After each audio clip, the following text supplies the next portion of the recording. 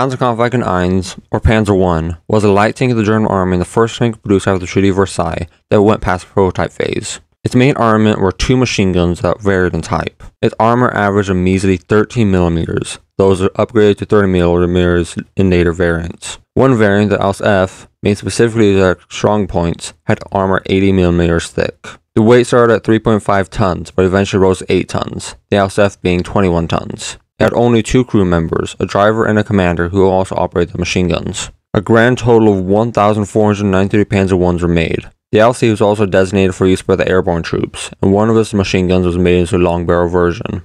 Its max speed was 40 km an hour, or 25 miles an hour, though the Aus F could only go 25 km an hour, or 50 miles an hour. Originally intended as only a training tank, they comprised the main portion of tanks and Panzer divisions in the early war, but were steadily replaced with more advanced tanks. It was then used for recon infantry support, command vehicle, as well as training.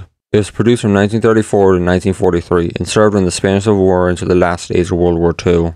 Overall, it was great as a training tank but was inadequate in any combat roles unless the enemy had no anti-tank capabilities, as most anti-tank weapons could pierce it and heavy losses followed. The main reason it saw success in combat was its speed.